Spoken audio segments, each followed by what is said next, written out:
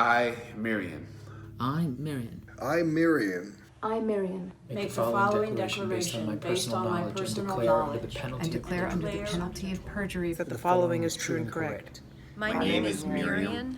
I am a citizen and a national of Honduras. I'm the biological mother of EGM, who was born on July 4th, 2016. EGM is also a citizen and national of Honduras. He is my only child.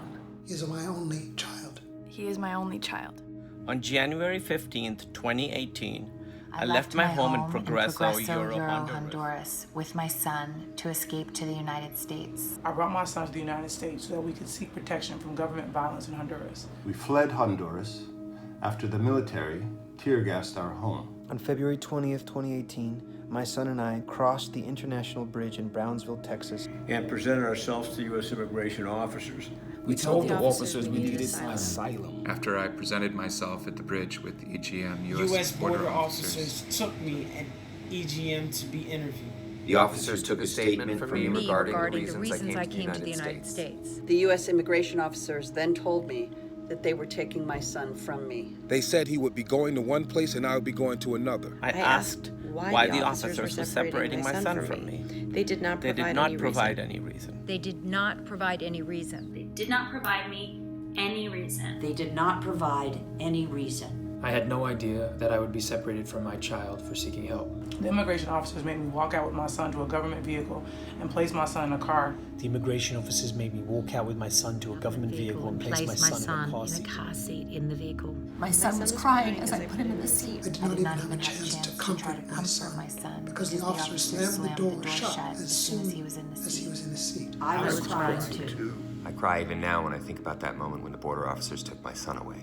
Immigration officers then took me to Port Isabel Detention Center, where I stayed for a few days. I was going crazy, wondering what had happened with my son. I was going crazy, wondering what had happened with my son. I was very worried about him and did not know where he was. Another detainee told me to write to the immigration officials at the facility to ask about my son. I wrote a request form asking for information about my son, and the officers at the facility told me that he was in a facility in San Antonio, Texas. While detained at the Laredo and Hutto facilities, I have been able to speak several times to a caseworker charged with my son's case. The caseworker has told me that my son has asked for me and cried all the time during the first few days after we were separated. The caseworker says that my son is doing a little better now, but has also had an ear infection and a cough.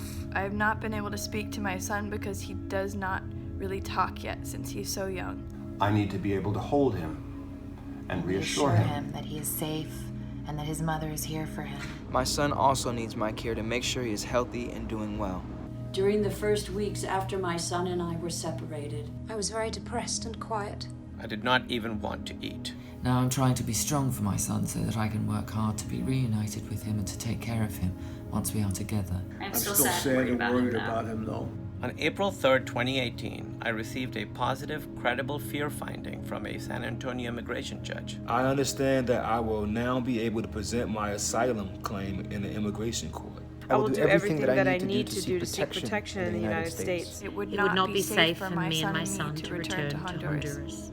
I declare under penalty of perjury under the laws of the United States that the foregoing is true and correct based on my personal knowledge. Executed in Taylor, Texas, April 6, 2018. My name is Mirian.